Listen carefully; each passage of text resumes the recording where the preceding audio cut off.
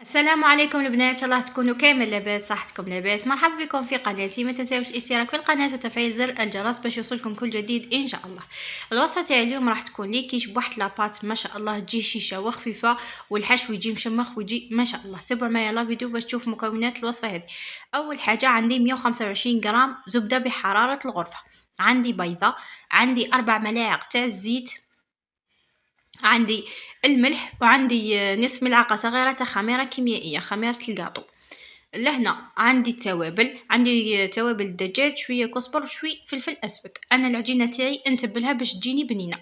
اول حاجه جبت الريسيبيون، حطيت فيها 125 غرام تاع الزبده، وقلت لكم لازم تكون بحارات الغرفه، والبيضه ثاني لازم تكون بحارات الغرفه. لهنا الزيت درت لها 4 ملاعق تاع الزيت كيما راكم تشوفوا. لهنا نجيو نذوبوهم مع بعضهم ونخلطوهم مليح مليح جيدا، يعني كيما راكم تشوفوا حتى يتجانسوا مع بعضهم بهذه الطريقه، حتى نتحصلوا على خليط يكون سائل بهذا الشكل كيما راكم تشوفوا. من بعد لهنا راح نضيف لها التوابل. قلت لكم عندي ملعقه صغيره تاع توابل الدجاج، عندي شويه فلفل اسود وشويه كزبر، ماشي بزاف، شوي شوي. عندي الملح، وعندي ملعقه صغيره تاع خميره الكاطو كيما راكم تشوفوا. لهنا اللي يحب ما يتبلهاش ما ديرولهاش التوابل، ما راح ديروا غير الملح، هذا ما كان. وشني كي تتبلوها يعني راح تجيكم بنينه، يعني ديفيرونس بين المتبله وماشي متبله. انا نشتي نتبلها باش تجيني بنينه، لاباط تجيني بنينه ما تجينيش هكذاك. لهنا نبدا نضيف الفرينه كيما راكم تشوفوا. لهنا الفرينه لازم تكون مغاربله. نبداو نضيفوا في الفرينه بشويه، نضيفوا ونلموا لاباط تاعنا حتى تتلم كيما راكم تشوفوا. يعني ما تضيفوش الفرينه بزاف وتخليوها تغلبكم وتجيكم لاباط يابسه. لهنا راني نضيف غير بشويه كيما راكم تشوفوا، ونلم فيها حتى نتحصل على عجينه تكون طريه بهذا الشكل كيما راكم تشوفوا. الا هنا راح نغطيها بالبابي فيلم ونخليها في الثلاجه لمده ساعه. من بعد نروح نخدم بها. اللي تكون مزروبه بها تقدروا تخليوها غير نصف ساعه، وبعد تبداو تخدموا بها عادي جدا كيما راكم تشوفوا. لهنا نخليوها تروبوزي ونروح نوجدوا الحشو تاعنا. عندي حبه بصله قطعتها الى مربعات صغيره بهذا الشكل، عندي نصف صدر تاع الدجاج كنت رحيته، عندي ثوم مطارد وشويه هريسه. التوابل عندي توابل الدجاج، فلفل اسود، شويه كركم وشويه زنجبيل، والملح بطبيعه الحال. في جهه اخرى جبت المقله تاعي، حطيت فيها كميه من الزيت كيما راكم تشوفوا، درت لها ملعقه تاع الزبده بهذا الشكل. كي يسخن لنا الزيت تاعنا هذاك نجيو نضيفو البصله تاعنا كيما راكم تشوفوا. لهنا حطيت البصله تاعي. البصله يعني خليوها تتقلى مليح، كيما تتقلاش مليح راح تبقى تتغزغز، تما خليوها طيب مليح كيما راكم تشوفوا. لهنا نعطيو لها حقها في الطياب. لهنا راني خليت البصله تاعي حتى ذبلت مره كيما راكم تشوفوا، طابت لي جيدا. من بعد نجي نضيف لها الدجاج قلت لكم لهنا انا كنت رحيته، بالاحسن يعني ترحيوه خير.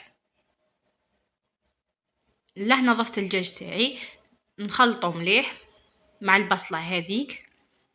من بعد نجي نضيف قلت لكم ملعقه صغيره تاع المطارد، عندي 3 فصوص تاع الثوم، وعندي ملعقه صغيره تاع الهريسه اختياريه. التوابل عندي شويه كزبر، شويه زنجبيل، شويه كركم، والتوابل تاع الدجاج، والملح بطبيعه الحال. الملح يعني ما تكثروش بزاف باش لاباطي فيها الملح باش ما تجيكمش مالحه.